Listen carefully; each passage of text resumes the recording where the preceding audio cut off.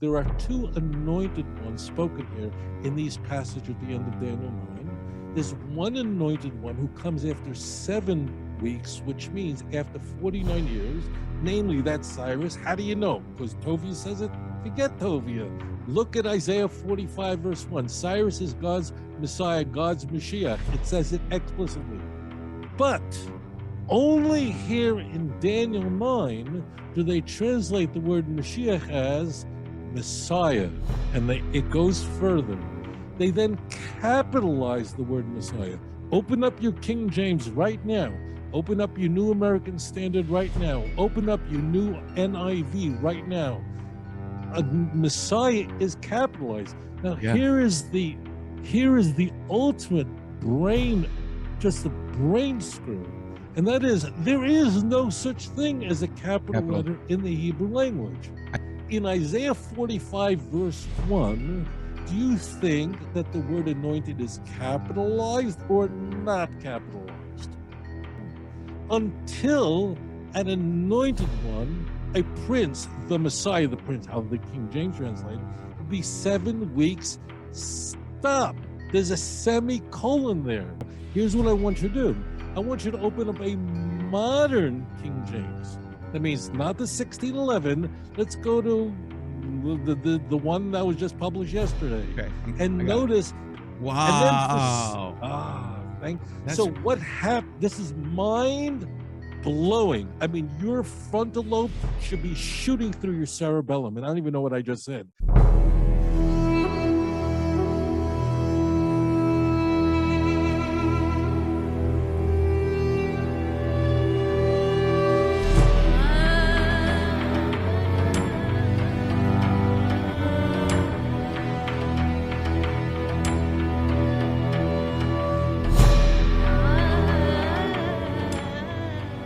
Welcome back to the Gnostic Informant, and you are about to attain true gnosis. And I'm with Rabbi Tovia Singer now, back by popular demand, as always. You know, after a couple of weeks, people start asking in the comment section, "Where's the rabbi? Where's he been?" I know. So I know. I do what I'm told. You know, no. But anyways, anyways, I want to talk to you about Daniel, and this. So, like I said before, last time you were on, right? I get these emails from people, and they watch you, and they're listening intently, and they want to learn. I'm like, oh, you guys are making good points. These are unfalsifiable points you're making. We can look these up. We can check the Hebrew, and sure enough, you guys are right. But, and I always get these. You always get these buts, and then there's a couple more questions tackled on. It's like, okay, Isaiah 53. Okay, you're right. It's the suffering servants of Israel. We got it. You guys are right. All right, and then I'll say like, okay, the virgin thing, you guys are right about that. Okay, whatever, you're right. You know, Alma, Betula, you got that. But now I got you in check now. I'm like, okay, what is it now? Daniel 9. Who else could Daniel be talking about when he talks about the 70 weeks? The anointed one will be cut down. Right. It's so clear that that's Jesus. So I'm going to throw it right over to you. You can take as much time as you need. Explain to us what this means and how does it get so misinterpreted? It should be said from the outset that if someone concedes Isaiah 53, which they would have to, as you said, the context demands it, and concedes Isaiah chapter 7 is not talking about the birth of a Messiah 700 years later, you then can throw the New Testament in the place that it belongs, the garbage, because that demonstrates that Matthew was misappropriating passages from the Hebrew Bible, and both Isaiah 7 and Isaiah 53 are used in the New Testament. Philip famously uses that with the eunuch from Gaza and Matthew 1:23. But Daniel 9, you're right, stands out alone, very, very unique, because Christians will say, Daniel 9 is very different here, because here we have a precise prediction of exactly when the Messiah is going to be killed, going to be crucified. We have the timing. It is perfectly set up and is outlined in the last 4 passages of the 9th chapter of Daniel. How could you deny Christ? Now, what's very striking about this I brought up the Isaiah 53 and Isaiah 7, not just because you did, but there's something very striking about Daniel 9, and that is the writers of the New Testament did not consider that to be very important. In fact, nowhere in the Christian Bible did the authors think or record that Daniel 9 predicts the date of the Messiah's death. I mean, you would have to believe that Paul knew that Daniel 9 predicted that the Messiah would be cut off, killed after 70 weeks, and Paul just didn't think that was important enough to mention. You'd have to believe that the writers of all four Gospels and the letters of Peter and John, no one thought it was important enough. So it's mentioned nowhere. And in a moment, you're going to understand why. There's probably no text in the Hebrew Scriptures that has been mangled more extensively than the 9th chapter of Daniel. And we're going to talk about what's going on there. Daniel is using a unit of time that you, the viewer, need to know before we can get started. And that is, he's using terms of days and weeks to represent years. So a week in Daniel 9 is meant to represent 7 years. So 70 weeks is 490 years. And what the church had to do was to alter the last 4 passages of Daniel 9 in order to make it look like the Messiah is going to come and he's going to be cut off and he's going to be killed before the destruction of the Second Temple. This is exactly how it's going to be presented to you. But in order to accomplish this feat, they had to change the text. Now, one point your viewers must understand: if you don't get this, you're going to be lost. The word Mashiach, anointed, Messiah, is mentioned 39 times in the Hebrew Bible. 39 times does that word appear. As it turns out, it is never referring to the Messiah who we refer to as the Messiah. Never. It refers to, that's right. So this is like a huge surprise. If you don't get this, you're not going to get anything. The word appears in the book of Leviticus more frequently than any other, and there it's referring to priests, Kohanim. I'm a descendant of Aaron, so people from my tribe, from my family line, are called anointed. Now, in every other instance in the Hebrew Bible where the word Mashiach appears, the Christian Bibles, the King James, the New International Version, all of them line up all the usual characters, correctly translate the word Mashiach as anointed. But only here in Daniel 9 do they translate the word Mashiach as Messiah, and it goes further. They then capitalize the word Messiah.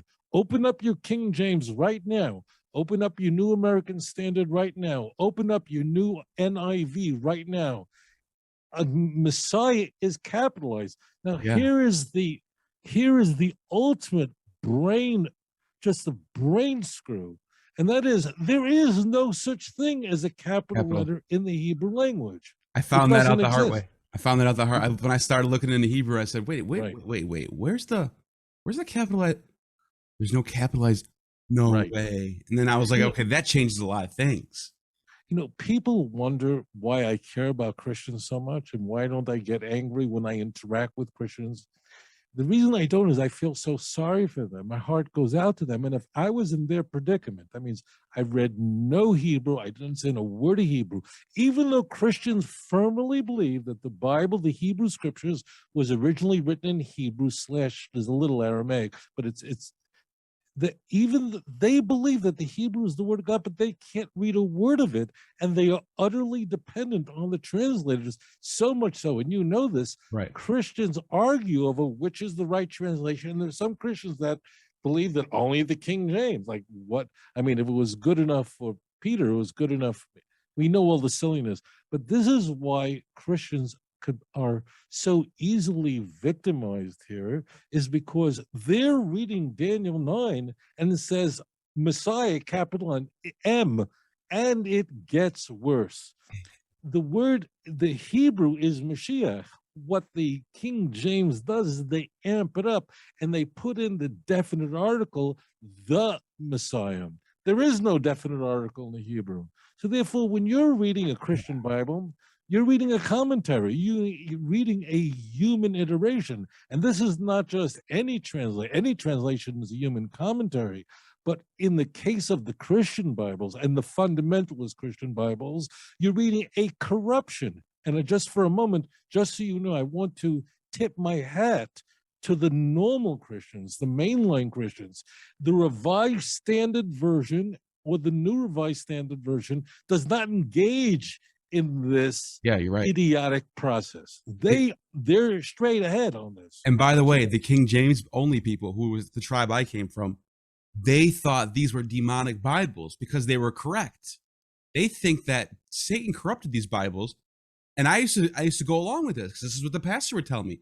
Go pull out your NIV. Look, it says "in anointed," and it's not even in capital. It's "the anointed." Look at your King James. See, they changed it.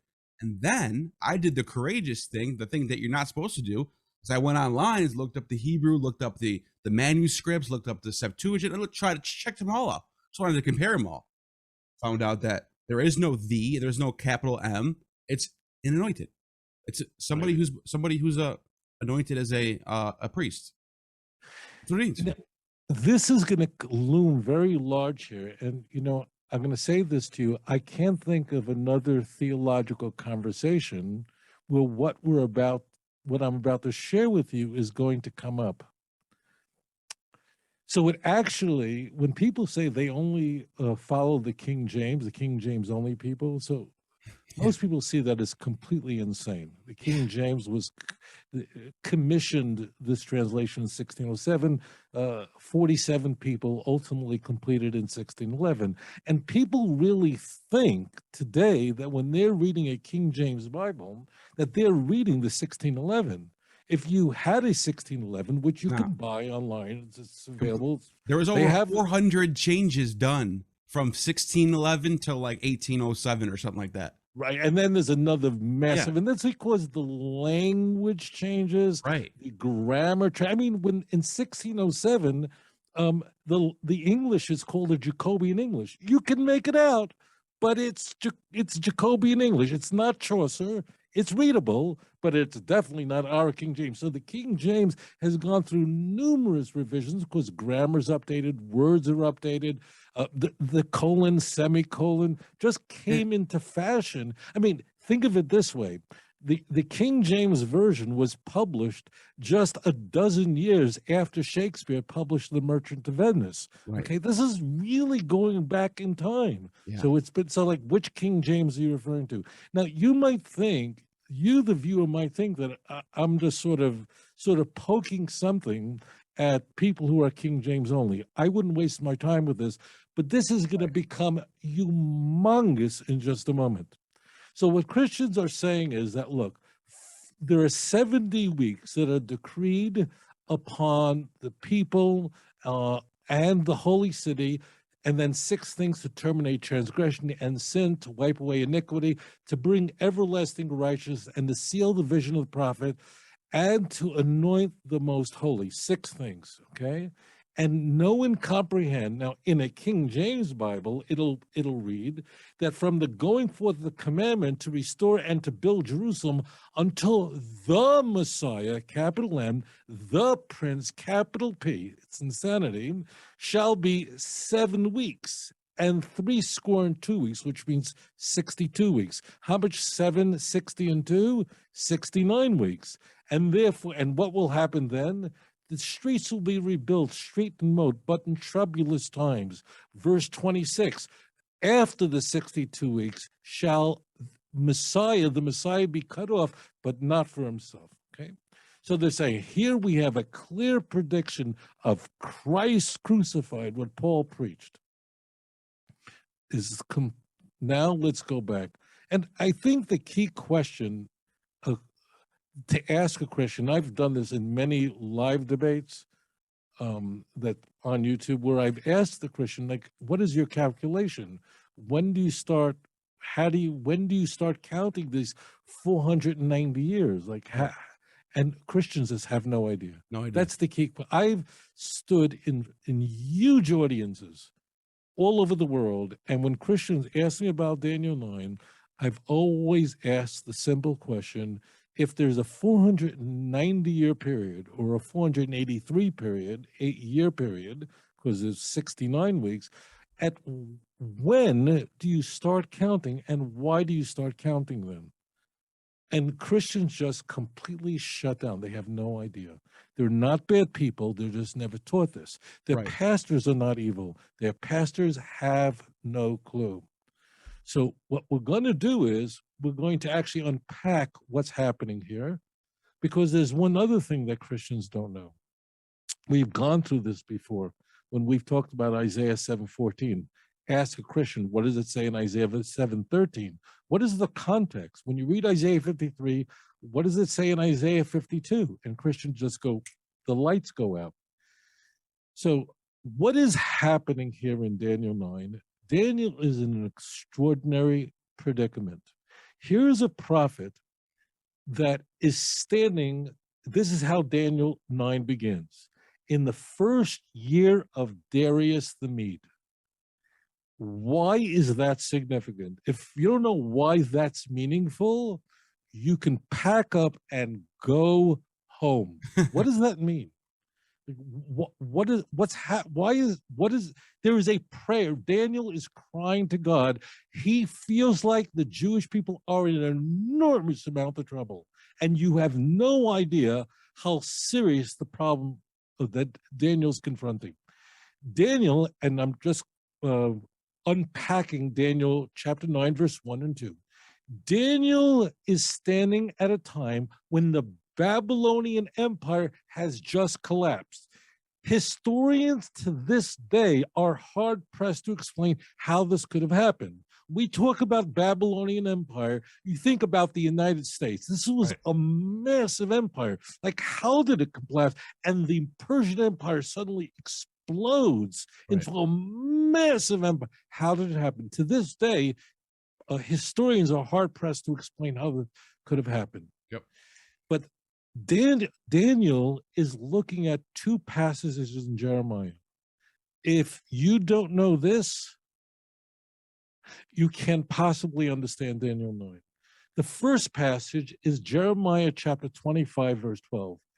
It's a passage that looks very similar to Daniel chapter 29, verse 10, because both of them talk about a redemption of the Jewish people, fall of Babylon, and they seem to be predicting the same exact thing. Daniel chapter 25, verse 12, Jeremiah is speaking, and he's conveying that the Babylonian Empire will collapse after 70 years. Okay? The audience needs to just understand this, because if you don't understand what's going on in this passage, Jeremiah is trying to convince the Jewish people not to rebel against Babylon. That's a huge part of the book of Jeremiah. People are saying, let's fight against the Babylonians. And Jeremiah is saying, God is not on your side. And if you do fight against Babylon, God is not going to be with you. And in fact, they didn't listen to Jeremiah. And moreover, Jeremiah says, the Babylonian Empire only has 70 years. So if you just shut up and wait it out, they're going to be gone. That's the message of Jeremiah 25, verse 12, and that's the context. There is another passage, which I'll read to you, in Jeremiah 29, verse 10. And this is what Daniel is struggling with in that opening passage of Daniel 9. In Jeremiah 29:10, it says, "For thus saith the Lord, at the completion of 70 years of Babylon, I will remember you. I will fulfill my good word toward you to restore you to this place." It seems identical. So imagine Daniel is standing there, the unthinkable, the Soviet Union, a massive empire, collapses. The Babylon Empire, your nemesis, collapses. But nothing's happening. The Jews are not going back. Darius the Mede has emerged. That means the Persian Empire has begun. Right. And nothing is, the Jews are not going back. And Daniel is going, oh my Lord, this is ominous. Daniel begins to think, and this is in the text in Daniel 9, begins to imagine that, whoa, the curse of Leviticus chapter 26, verse 18, which says, if you sin against me and continue to sin, I'll multiply your punishment 7 times, has emerged. And in fact, instead of a 70-year exile, there's perhaps a 490-year exile. And that's what he's struggling with. The angel Gabriel comes to explain to Daniel what is actually happening here. I need one other short history lesson. It's fascinating. Hey, I love it. Okay, so I need you, the viewer, to listen like you've never listened in your life. This is a critical history lesson. We are talking about Solomon's temple that stood for 410 years. History lesson you must understand or you can't approach this text. 19 years prior to the destruction of the first temple, Nebuchadnezzar and the Babylonian Empire emerged. Pow! A massive empire emerged. It changes everything, okay? So that's 19 years prior to the destruction of the first temple. In the very next year, which is now 18 years before the destruction of the first temple, Nebuchadnezzar, who's called Nebuchadnezzar, I think in the anglicized version, Nebuchadnezzar invades the land of Israel and he subjugates Jerusalem, which means the land of Israel becomes a vassal state of the Babylonian Empire. Very critical. Nebuchadnezzar then will seek to extract, he doesn't want to destroy a temple at that point, he doesn't want to do any of those things. He just wants the Jews to give taxes to him and be loyal to him and give up on any idea of rebellion. These kings usually, they're not like Nazis, they just wanted to kill. This is no genocide. He just wanted the Jews to say, for them to say, okay, we surrender, and we are now gonna, it's like the Russians in Ukraine, just surrender, say, take it over, and you're now under the Russian Empire, okay? It's the same exact idea. The Jews don't want to listen to Nebuchadnezzar. As any people, they would fight for their independence, and Nebuchadnezzar then begins waves of expulsion of Jews, multiple waves of expulsion of Jewish people during these 18 years, and the Jews continue to rebel. Jeremiah pleads with them, don't rebel, but bear this in mind. From 18 years prior to the destruction of the first temple, Jerusalem already is a vassal state of the Babylonian Empire. There is no independence any longer. Now listen carefully. In the 19th year from the Babylonian Empire, the first temple is totally destroyed and almost all the Jews are exiled to Babylon. A small number goes to Egypt, but that's not germane right now. The first temple, Solomon's temple, is utterly destroyed by the Babylonian Empire. Here's one other key element, a date you must know. For 50 years, from the time the first temple was destroyed until the Persian Empire emerges, which means Darius the Mede, a very brief interlude, but then Cyrus the Great, is 50 years, a 50-year period spans from the destruction of the first temple until the emergence of the Persian Empire, with Cyrus, who God calls his Messiah. I'm giving you a wink, I'm giving you a hint of what's going on there. Back in Isaiah 45, says that Cyrus, who was a king, who was an anointed prince, literally in Isaiah 45, Cyrus gives the command for the Jews to return back to Jerusalem and to rebuild it, okay? So therefore, here's the key. If you're Daniel and you're standing at when the Babylonian Empire is collapsed, but the Jews have not returning because it's Darius the Mede, you're counting 70 years from when? 70 years from the emergence of the Babylonian Empire, which means you just passed the 69th year. And you're going, okay, one part of this prophecy has been fulfilled, but we're not going back. It's like you can hear crickets in the background. Like, what's going on? Like, part one of prophecy is fulfilled, but part two isn't fulfilled. The angel Gabriel is there to explain to Daniel that, in fact, these two 70-year periods of Jeremiah 25, verse 12, and 29, verse 10, are two different 70-year periods, because the Babylonian exile, that means from the time the first temple was destroyed until the second temple is built under the leadership of Zerubbabel and Yeshua ben Yotzadok, that's 70 years. So therefore, there are two 70-year periods that overlap with each other, and the overlap is 50 years. And now we can understand what's happening. So Daniel is pouring out his guts and going, please, Lord, have mercy on us. Let us go back to our land. Let not this terrible curse come upon us, articulated in Leviticus chapter 26, verse 19. So the text actually reads, you should know and understand. I'm going now to Daniel chapter 25, chapter 9, verse 25. You should know and understand from the going forth of the word. What does that mean from the going forth of the word? We know that from Daniel chapter 9, verse 1 and 2. That means from the destruction of Jerusalem to return and rebuild Jerusalem until an anointed prince, the Hebrew is Ad Mashiach Nogid, will be Shavuim Shiva, 7 weeks. How long is 7 weeks? Remember what I told you, each day is a year. I'm not going to go into why they're using, there's a reason why each day is a year in Daniel 9. It's not the only place. It's very similar to Leviticus chapter 25. If you know what that means, great. If not, I don't want to overload you with information.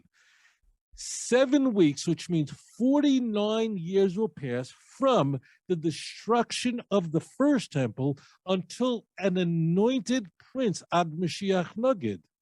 7 weeks. That's 49 years. Remember what I told you? From the destruction of the first temple until Cyrus gives the command. See the opening passages of Ezra. This is why the Christian Bibles take the book of Ezra and they shove it away from the end of Daniel, because they don't want you to see. That's why they mix up the order. They mix it up. Yeah, they really do. Yeah. Right. In a Jewish Bible, after you finish Daniel, go to Ezra. That's a nightmare for the church. Because if you finish Daniel, remember, Daniel is only 12 chapters, and then you open up Ezra. What does Ezra begin with? The book of Ezra begins not with Ezra. My friends, boys and girls, in the book of Ezra, we're not introduced to Ezra until chapter 7. Ezra begins chapter 1, verse 1, 2, 3, 4, 5, in a pronouncement of Cyrus the Great saying, Jews, I have a word from God. You need to go back and rebuild Jerusalem. You've got to rebuild your temple, and I have it on word from God. Why is Cyrus saying that? Because he has a 200-year-old prophecy from Isaiah. And he's saying, I have it on God that I've got to send you back.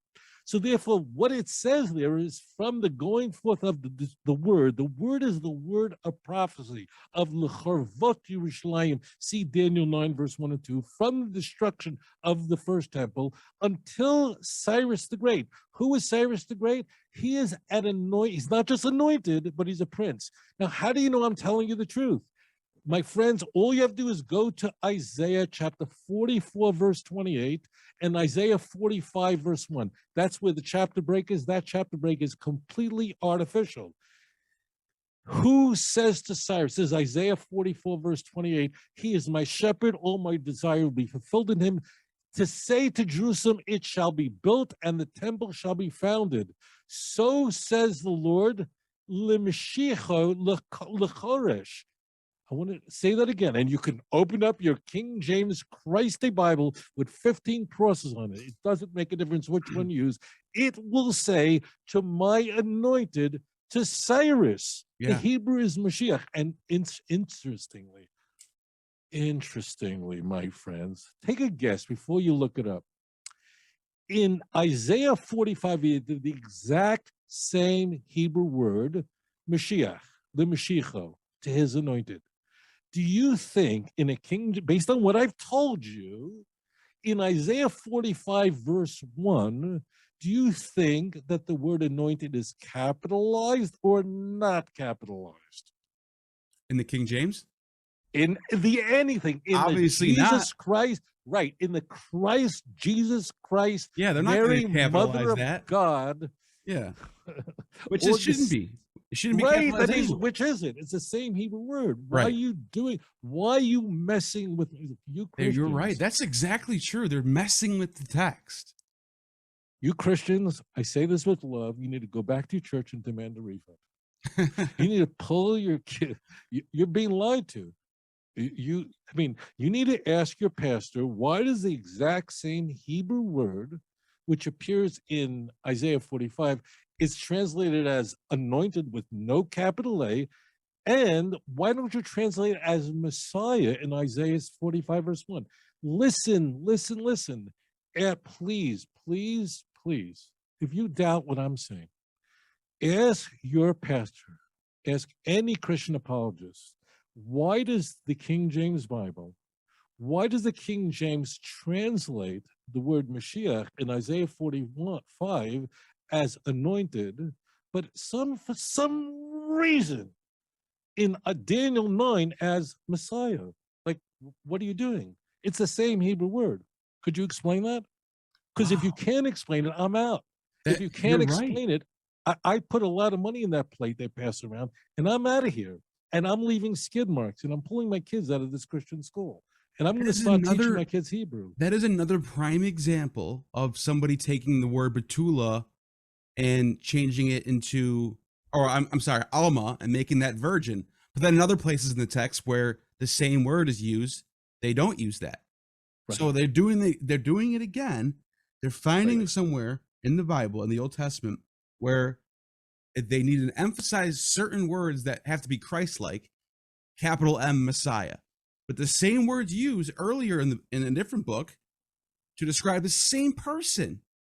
Isaiah and Daniel talk about the same person, and it's capital, it's lowercase a, anointed. It's the same word. Messiah is anointed. That's the same word. It's the Christ. Right. If in Greek, it should say Christ, the christened one.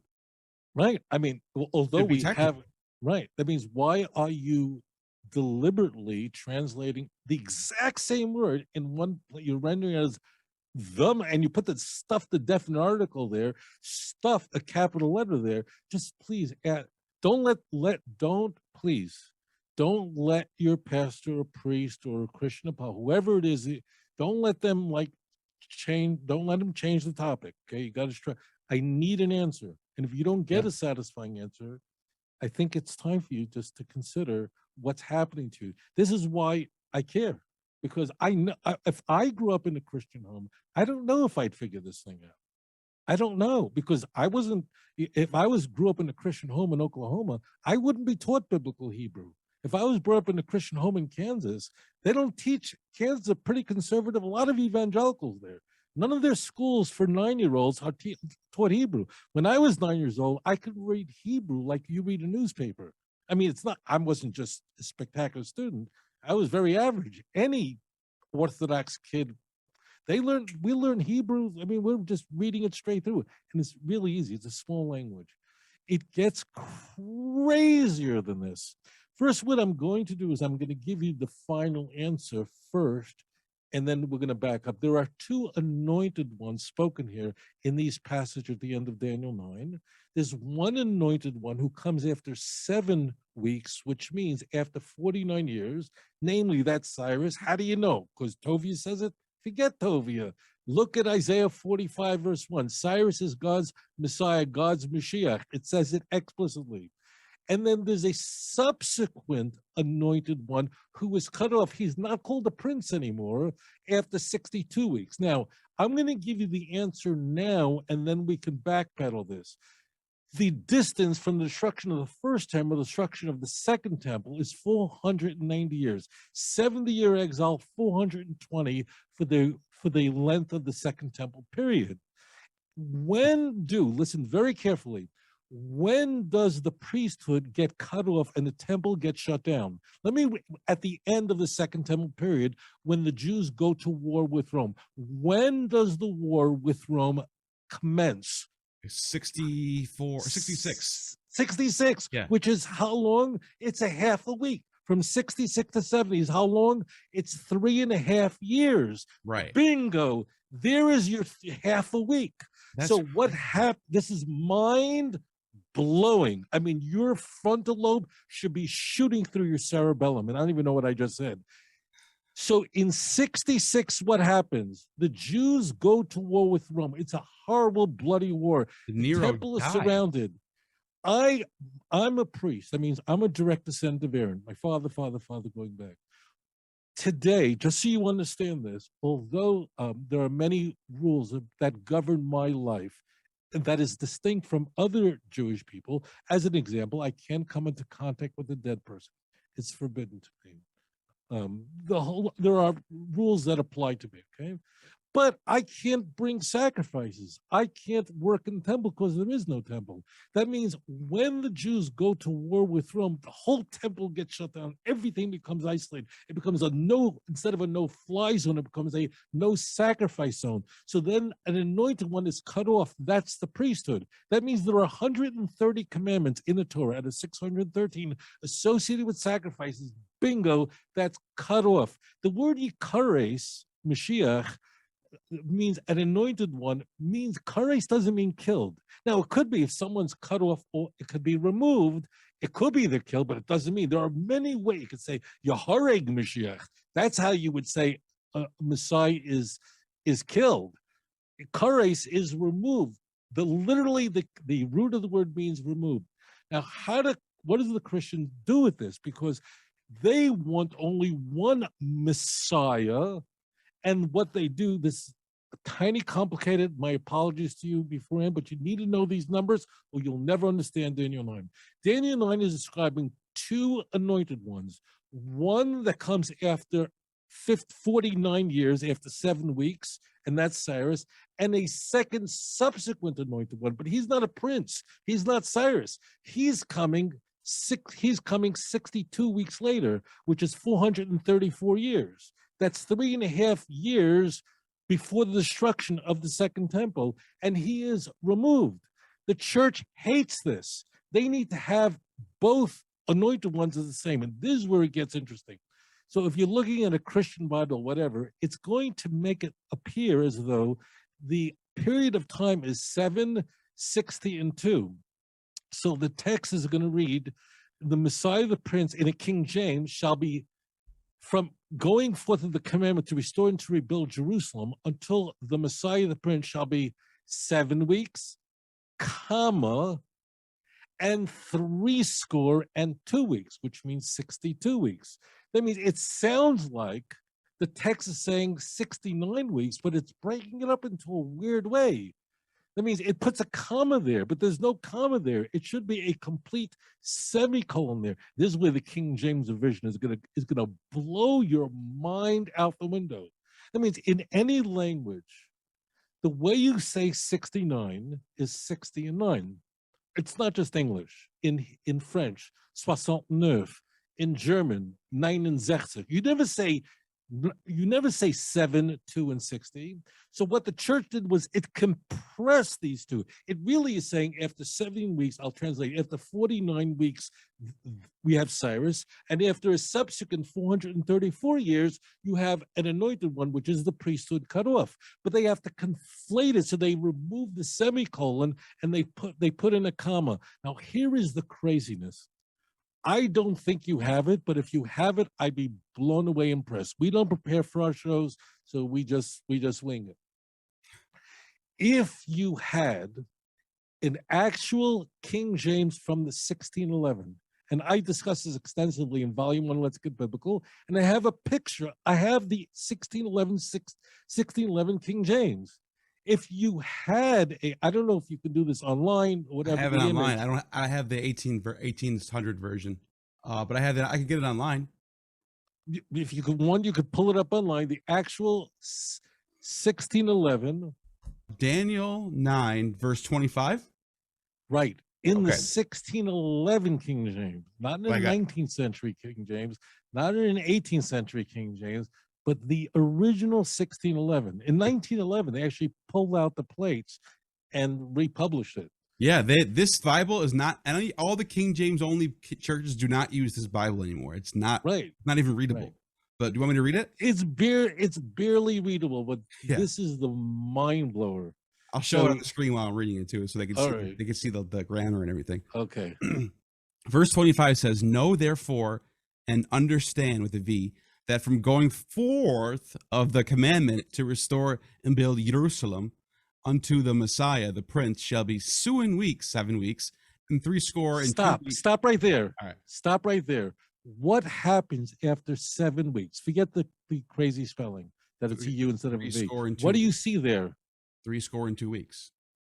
Well, before 3 stores, there is the Prince and the Messiah. There's an unambiguous grammatical notation. It's an Esnachta in Hebrew, and what is it in the grammar there? There's a semicolon. Do you see that? Oh yeah. Thank you.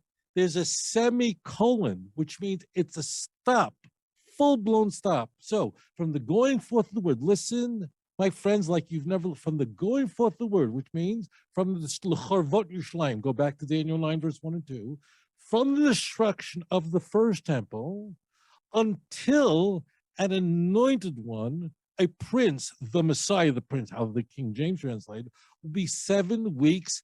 Stop. There's a semicolon there. Because in 1611, they didn't come up with this whole deal. Now, they wanted you to think that's talking about Jesus, because that already goes back to the 2nd century, but they never thought of compressing the 2 periods. Now, here's what I want you to do. I want you to open up a modern King James. That means not the 1611. Let's go to the one that was just published yesterday. Okay. And notice. Wow. Thank you. 7 weeks, comma, no semicolon. Right. You see what happened is crazy. That means, and just think about this for a moment. In what universe do you say 69 by saying 7, 60, and 2? That's ridiculous. And to prove it further, look at Daniel 9, verse 26, the next passage, just so you want to make sure that Rabbi Singer is not some fanatic who hates Christianity and is coming on air in order to just so you know for sure that Daniel is interested in this, Gabriel speaking here, that Daniel's interested in conveying a 62-week period. Look at verse 26. What does it say there? And after 62 weeks shall it doesn't say after 7, 62. It says after 62 weeks, after 62 weeks. 62 times 7 is 434. Bingo. So when I said to you at the beginning of the broadcast that this is going to make a humongous difference, whether you're using a 1611 King James or 2022 King James, I wasn't exaggerating. So you need to ask the Christian, how do you play with this? And we have 2 anointed ones here, one after 7 weeks, I mean 49 years, Cyrus the Great. How do you know he's the Messiah? It says so in Isaiah 45, verse 1. It's really, really famous. By the way, we've talked about this in the past. The people who were Trump supporters said, Cyrus is a picture of Trump, and had the coin of, because Trump was president number 45. I have that coin, actually. Yeah. So that's how it's kind of. So there are 2 different anointed ones. What the church does is it tries to compress it. There are more problems here than you can imagine, because as it turns out, if you say that the anointed one who's cut off is Jesus crucified according to Christian tradition, either in the year 30 or the year 33. Well, that's not when the temple's destroyed. That means if, let's say, Jesus crucified the year 30, probably it's not a consensus, but let's say most say 30. So from 30 to 70, is that a half a week? What's the half a week? Like, what happened? That means from the time Jesus is executed by crucifixion in the year 30 until the destruction of the Second Temple is 40 years.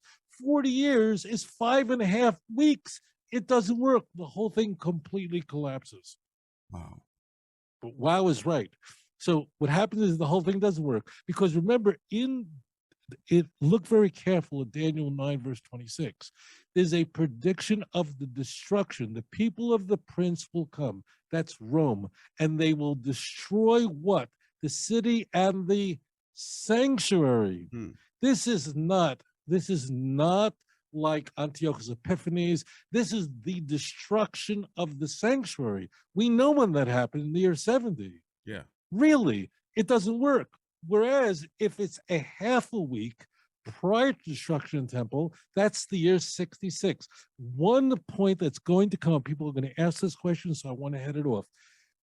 The chronology of Herodotus for the period of the Persian Empire, which means the length of the Second Temple, I don't want to get too advanced in this, and the Jewish chronology are very different here. The Herodotus is he's either called the father of history, Yeah. or as Xenophon fondly refers to him, and Cicero as the father of lies. If you read any, if you He go does on, make up a lot of stuff. it's I'll give you an insane example. stuff. I'll give you an example. He says the people in the north are called the Hyperboreans, and they have one eye. They're like little tiny guys with one eyes on their forehead, and they have gold guarding griffins that fly around, That's flying right. lions. That's right. And then he Right. said that King Cyrus got killed for going up into the land of the Scythians, and some That's girl right. chopped his head off. Which other historians are like, what? That didn't happen. So yeah, Right. that's just to give some examples. There are this is it's He's a good geographer. historians refer to Herodotus as words but just completely insane. If you read, you could pick any article on Herodotus, any encyclopedia you want. I'm making this up. I don't know this for sure, but I'm guessing I'm fairly confident within 75 words, it's going to talk about Herodotus's lies and all the problems with Herodotus. Just stuff, right? Have you seen one of his maps? He makes a map of the world. It's a little circle. Right. It's like it's just a little circle. It's like right. There are places he said he's been where we know he hasn't been. There are whole dissertations been written, not one, thousands of dissertations. He said the Arabians worship Dionysus. What? Right. I mean, it's not that he made a mistake. I mean, this is the ancient world. No. So there's a fair consensus that he was just bat nuts out of his mind and just made up stuff and he was lying through his teeth. Yeah. I mean, this was going for yeah. So I want to explain this point. So there is a considerable difference between, and I write about this in Lexical Biblical Volume 1, there's a considerable difference of the Jewish chronology of the length of the Persian Empire and the secular chronology, which relies on Herodotus. We don't. So just so you understand this. So the period, therefore, in sum, the period that we're discussing here is a 490-year period, 70 plus 420, and the anointed one who's cut off is my great-great-grandfather, and that's the priesthood. The term cut off, not Yikares, means cut off, removed. It could be killed. Doesn't mean that. If you wanted to say killed, it'll be Yahare would be killed. Doesn't say that at all. And that happens when a half a week. If you ask Christians, by the way, what do you do with the last week? They have no clue. If you ask the Christian, but wait, there's another week and then there's a half a week, when did that week happen? There's no answer. How is it that Jesus was crucified in the year 30, but the sanctuary is destroyed 40 years later when you have a prophecy that happens immediately after? There is no possible answer. I'll tell you this, I did the forensics on this. It means I wanted to find out who started this, who made this, who came up with the idea, because as I mentioned at the outset, the Daniel 9, this whole thing with the dating is not in the Christian Bible. They didn't think of this stuff. They didn't come up with this one. And it basically comes down to the time of Irenaeus, meaning basically late 2nd century. Yeah, you could tell, yeah. Right. But it's funny because it almost makes you wonder if after the temple's already destroyed, Paul writes his stuff. Paul doesn't do any of this stuff. He doesn't even get into the years or nothing. So you know that Paul is not talking about this or thinking about this, like you mentioned before. But it makes you wonder if going forward, the church or early Christians are looking back in the text and trying to plug these numbers in.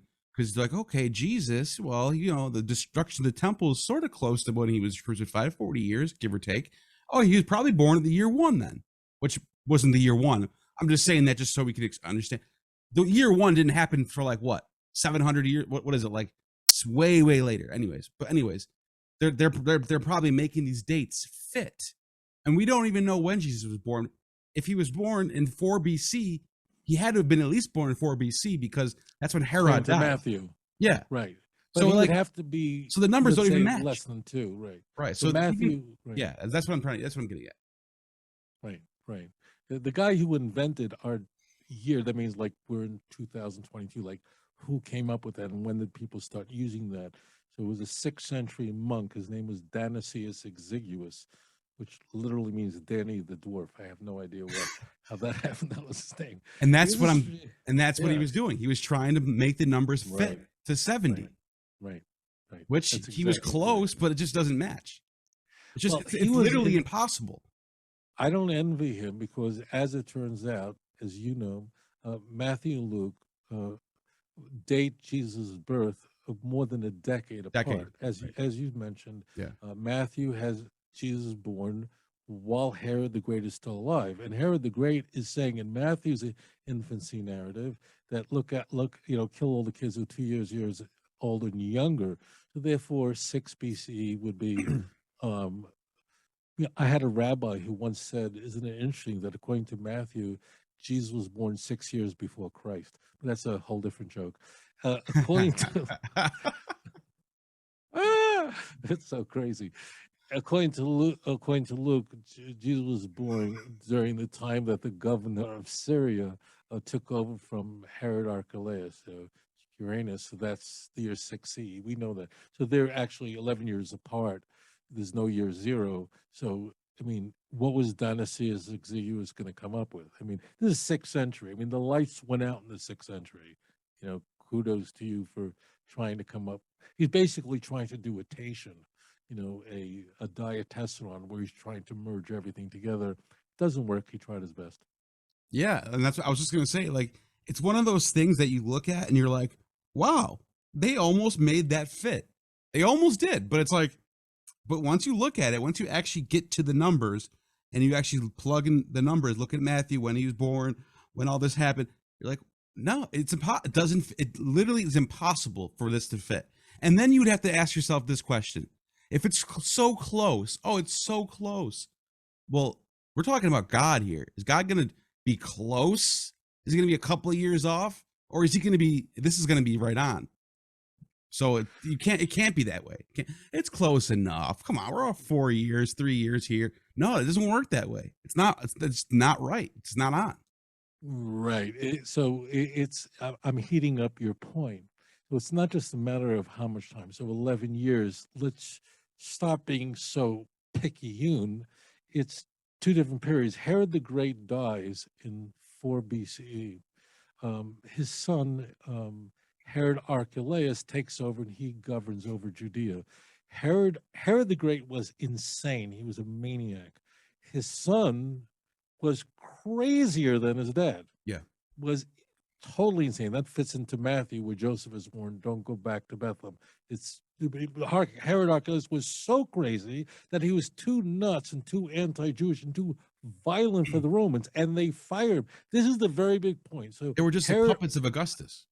Right. That means they're all puppets. These are not really the king of the Jews. They call themselves that. They all are answering to the Emperor of Rome. But as far as the Emperor of Rome is going to call yourself what you want. I don't just pay the taxes and you're fine. That's what's going on. So Herod the Great dies in 4 BCE. Herod Archelaus takes over the region called Judea, which essentially is everything south of Jerusalem. Herod Archelaus was a psychopath, definitely inherited his father's craziness. There was no Haldol, there was no lithium at the time, and he went berserk, and ultimately was a slaughter of Jews in the temple in the year 6 CE over a Passover massacre.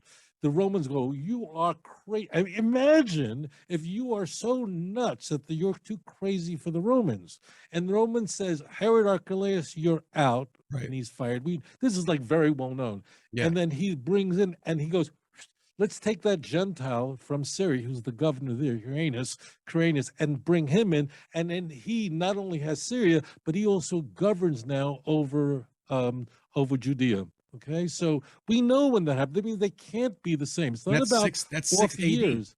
Right, exactly. We know when all that happens. We have multiple sources on this. So this is not like, and of course, Matthew and Luke go in two different directions. Right. Luke has the family, start off in Nazareth and then go to Bethlehem because of the census. That's the whole plot device that Luke is using following the birth of Jesus. He's not born at home as in Matthew. He's born in a manger because there's no room at the inn. I just heard a Christian apologist, I'm not going to say who, but he's a fairly well-known guy, say in a debate with a really well-known non-Christian New Testament scholar, that the Mary and Joseph had two homes. I'm not kidding. I'm not going to name names because I don't want I to know what you're embarrass talking about. anyone. Yeah. Okay, so I need to say this because I don't know if anyone's going to say this. You need to know this because I just saw this in the debate that just occurred like a month ago. I'm not naming names because it doesn't interest me. So what happens is the non-Christian New Testament scholar said correctly that Mary and Joseph, in Luke's view, start off, their home is in Nazareth. The census forces them to move to Bethlehem. Why? Because Joseph is a descendant of King David. Okay. Just look at Luke chapter 1, verse 27. Okay. It's really right there. Okay. Now, they then, after the child is born, and they then go back to Jerusalem. Just so you know, if you draw a line from Nazareth to Bethlehem, it would basically pass through Jerusalem. The distance is not that far. Let's say it's 90 miles, something like that. Okay, so she then, after the month period, she then brings the necessary offerings in the temple and then heads back home. In Matthew, it's entirely reversed. The family is originally from Bethlehem, and then the family has to go down to Egypt and wait to the death of Herod. And then Joseph is warned, you can't go back home because the new guy, Herod Archelaus, is crazier than his dad, and therefore they go to Nazareth. I saw this in a debate with this Christian, who's a knowledgeable guy, this Christian apologist, answered this by saying that actually Mary and Joseph had two homes. They had one home in Nazareth and another home in Bethlehem. Okay. And I'm sorry that the non-Christian didn't respond, but he should have responded. Yeah. That's completely ridiculous. Why? Because see Luke chapter 2, verse 7. It says in Luke, remember, they don't have a home in Luke. I'm giving this all away. They don't have a home in Bethlehem. Joseph and Mary are from Nazareth, and there's no room at the hotel, at the inn. Right. When they go to their house, born in a manger. Right. Now I'm not.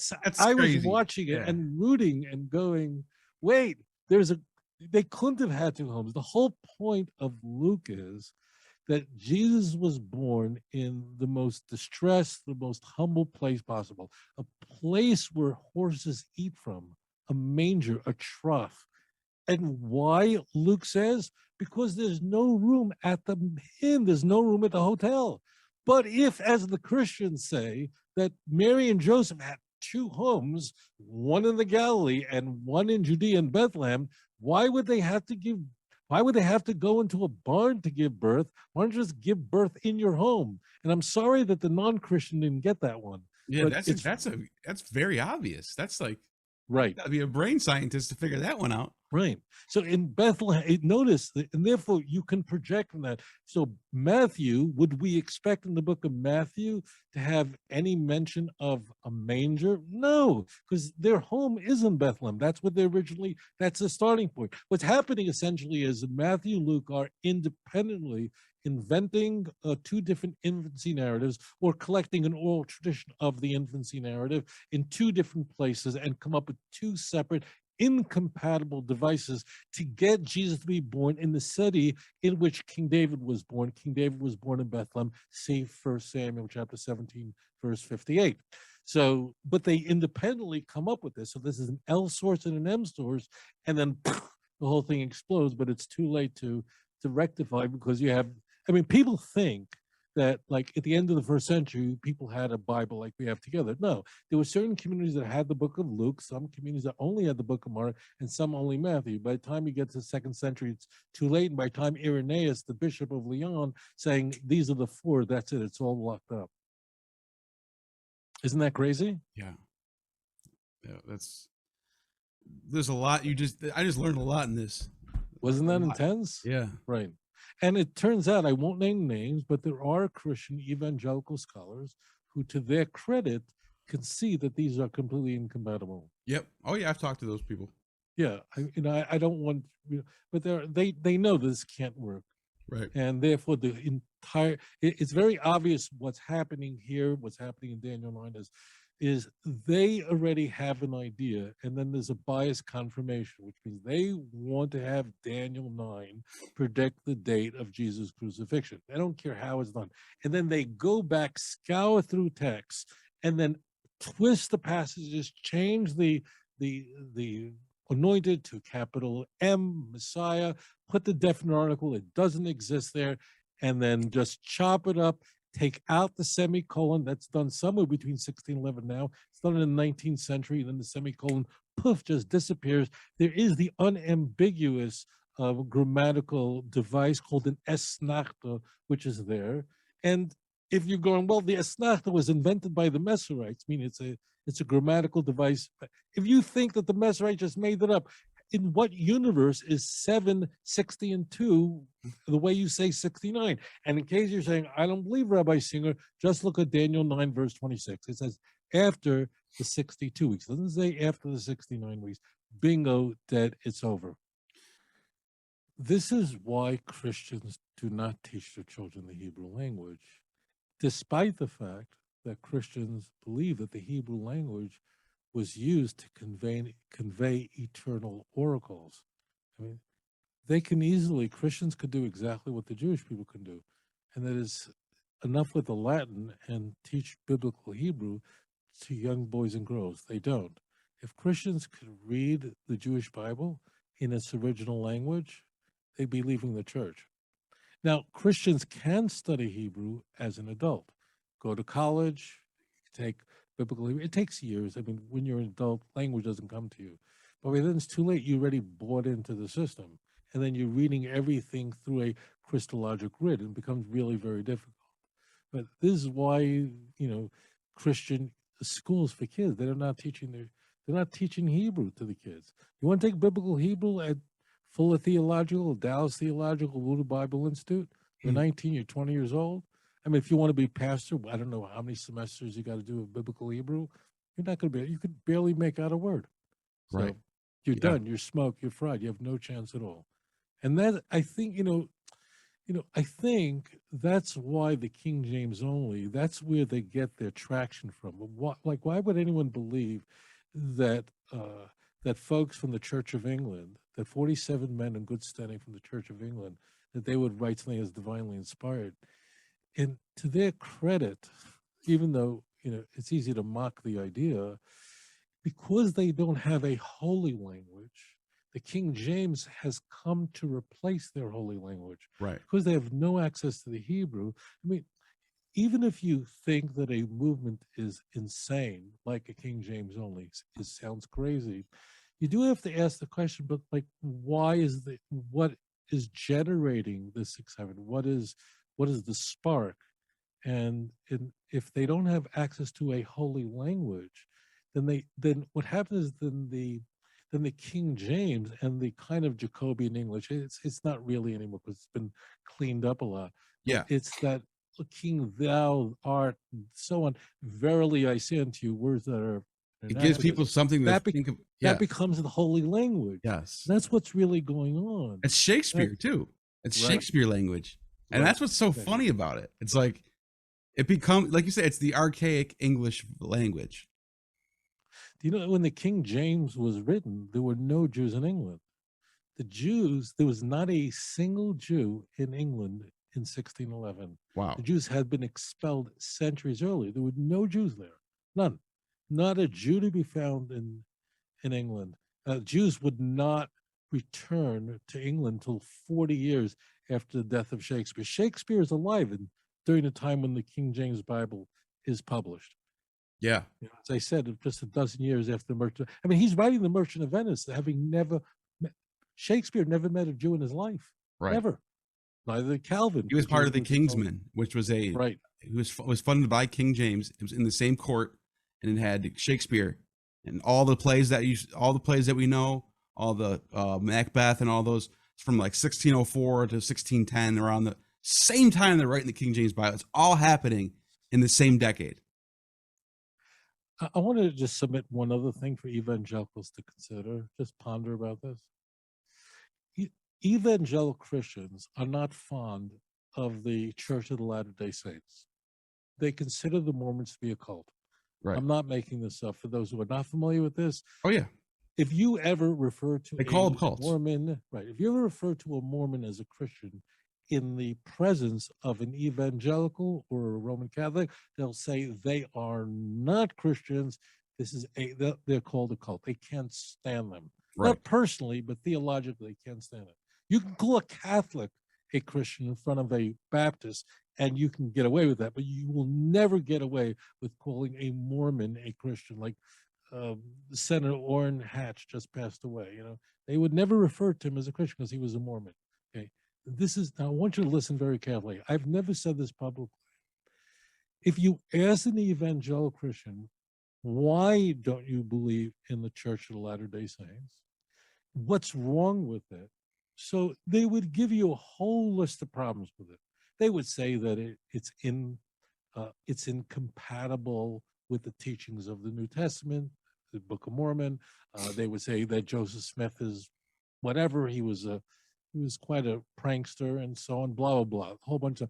But in that list, evangelicals say to you that in the Book of Mormon, a ton of the Jewish Bible is quoted.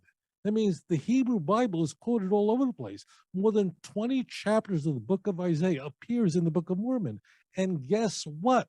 In the Book of Mormon, which version of the Bible is used was revealed to Joseph Smith through the angel Moroni. The King James Version, the 1611 version. And evangelical Christians, this is why I'm appealing to you, the Christian, properly and correctly laugh and go, why would the angel Moroni be quoting the 1611 Bible? Like, did the angels forget Hebrew? Like, why would the angels be quoting the 1611? Yeah. I'm not making this. So this is like a big deal because all over the Book of Mormon, huge swaths of passages all over the Jewish Bible is quoted, and it's straight King James. Yeah. King James 1611. And evangelicals, this is why I appeal to the evangelical, use that critical thinking when you start quoting Septuagints. Use that critical thinking when you start quoting King James. I mean, if you understand that the Book of Mormon is a book that does not deserve your respect, attention, should not be used, should not be relied upon, is not credible for many reasons, including that it's using the King James Version, then apply that in the same way and go, holy moly, why would I think that the writers of the New Testament are relying on the Septuagint? Right. So just like, wake up. I mean, people don't think about That's such a good point. Yeah. Right. Like you're rejecting all these other iterations of Christianity, then use the same critical thinking and apply it to what you belong to, apply it to your iteration of Christianity and go, what? Being the Holy Spirit was using the Septuagint to inform Matthew how to write Matthew 1:23. Really? Like God, the Holy Spirit, the third person of the Trinity, just forgot how to read Hebrew and decided to be reading from a translation? Does that make sense to anyone? Shouldn't. This is clearly written for a different purpose, and it's being repurposed by Christians, tweaked, even changed and altered in some areas. For example, capitalizing letters and changing stuff. And you can see clearly that it just doesn't match. It doesn't, like, check the numbers. The numbers don't match up. But for what you were saying in the beginning, it does match up, where you talk about the temple actually being destroyed and the priesthood being cut down. That's right. It matches precisely with history. And I want to convey this again. You know, many New Testament scholars, even though I've done shows with them, and they're much nicer than I am about this. I mean, they go, well, it had some way. No, we're not talking about, there was a wrong approach or whatever. This is chicanery. This is the kind of stuff that if you're an attorney in the United States and you played with a contract and that was discovered, you'd be disbarred for that. You'd be thrown in prison in the United States or any civilized country for engaging in this kind of tampering with contracts. And this is Right. not an ordinary, this is not a real estate contract. This is, you believe the word of God. What does that say to you? I mean, why would you play with the word of God? And not only, and even outside of the Bible, like when you get this, the Josephus, the famous text about Josephus with the testimony in Flavianum, we know Right. that's been altered and Right. interpolated and even basically just hacked up. And like you get other areas where Eusebius just makes up stories that didn't happen. Once you like you were mentioning, this was in a court case. There'd be people going to jail over this. You would be no longer a credible witness. There's nothing you could say anymore that we should listen to. You're getting caught all over the place. You're getting caught with the Bible. You're getting caught outside the Bible. The church is all corrupt. Like it just doesn't look like, if this is the real religion of a real God, you would think there would be some order going on here and not just a bunch of criminals making stuff up, getting caught left and right. You're raising a very, very hot item, and that's Yeah. Testimonium Flavium, Antiquities 1833. Right. The reason why this is insane that you brought that up, because this is amping it up further. Here, all scholars, Christian or non-Christian, concede that this text has been completely corrupted. Right. The only argument is it a complete invention? That means the whole thing about Jesus being a Christ, who was a man, if you can call him a man. It means everyone agrees that this has been corrupted. This is not like some people going around, no, Josephus everyone. was really a Christian. 0 people say that. I mean, you have to really be drinking an enormous amount of propofol. I don't know if you could drink it. I mean, you have no idea how much Johnny Walker you have to drink, to consume, to believe that. I mean, Josephus wasn't It's a the Christian. Nicene Creed. It's literally the Nicene Creed just injected into the text. Yeah. And what's so yeah. crazy about this, though, is that we all, even scholars and atheists and critical scholars, we all, and believers alike, all of us, when we talk about this testimony in Flavianum, and we can get into this more on another day, but just real quick, what blows my mind, and I don't understand this, I literally, to this day, I'm like in shock that we talk about this like it's not that big of a deal. Like, yeah, they just altered the text a little bit. But, you know, it's like, wait, hold up, pause it for a second. This should be like all over the place. Like, it doesn't matter if it was originally some skeleton version of this or not. Whether it's all invented and all forged completely, or if it's interpolated, that is a big deal. That should be like, holy crap, the church is messing around and trying to change things. If this is all true, they shouldn't have to do anything. Let the word be the word, and let God do his thing. Why do you have to do all these extra stuff? Right? That's what I'm getting at. Right. So here's where it goes. If Christian scribes were perfectly willing to corrupt their own New Testament, for example, add in 12 verses at the end of the book of Mark, because Mark has no appearances, resurrection appearances. It ends at chapter 16, verse 8. If they're willing to mess with their own New Testament, adding in the story of the adulterous woman in the book of John, to add in Luke 22:19, half of that passage and all of verse 20 is added in because Luke didn't have the Eucharist, doesn't have vicarious atonement, so therefore it wanted to. If they're willing to mess with their own Christian Bible, what do you think they would do to Josephus? Like, Josephus is not considered a holy book to them, right? And incidentally, loads of church fathers quoted Josephus. Origen was a genius. Origen was a 3rd century church father, no doubt. The brides. He didn't even know that verse was there. He wouldn't.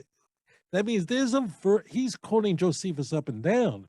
This is 3rd century. Origen, just so you know, was only one of 2 church fathers that was completely fluent in Hebrew. Only him and Jerome. Yeah. Origen really was a genius. He was a prodigy in his teens already. Jerome says that he wrote 2,000 books in his life. That might be an exaggeration, but he was really quite. he knew Josephus backwards and forwards. He didn't think that was important enough. Moreover, Origen says in his commentary on Matthew chapter 16 that Josephus was not a Christian. Yeah, he said Well, it's too bad why he didn't wouldn't- believe in Jesus. Right. He said he says that. That Yeah. means 0 church fathers, nobody, and suddenly at the same time of the Council of Nicaea, approximately, you see, as you said, the historian of the church. Right. He is the one who's responsible for inserting testimony in Flavium. But this shouldn't come to surprise to anyone, because you have a criminal endeavor already changing the Hebrew Bible in order to make it appear Christological, changing the Christian Bible in order so that Mark matches Matthew. And that's why, my friends, Luke didn't believe in vicarious atonement, didn't believe that Jesus died as a sin offering, as a ransom for your sins. And that's why you'll have in Mark chapter 10, verse 45, and Matthew chapter 20, verse 28, the reference to Jesus died as a ransom for your sins, but appears nowhere in the book of Luke, because Luke didn't believe in that. And therefore they had to corrupt Luke 22 in order so that the Eucharist in Luke matches Matthew and Mark. Exactly. If they would do that to their own Bible, what do you think they would do to Josephus? I mean, this is a no-brainer. Exactly. Yep. Well, this has been fun like always, and yeah. Anything else you want to add? And anything going on? Books, anything like that? Yeah, I mean, my books are Let's Get Biblical, and I have a fairly large channel on YouTube, and it was a joy to do this with you, and I look forward to doing another program, and it was just great. This is a very exciting topic. Yes, it is. And like I always say, you have just attained true gnosis. You have just attained true gnosis. The demiurge has no power over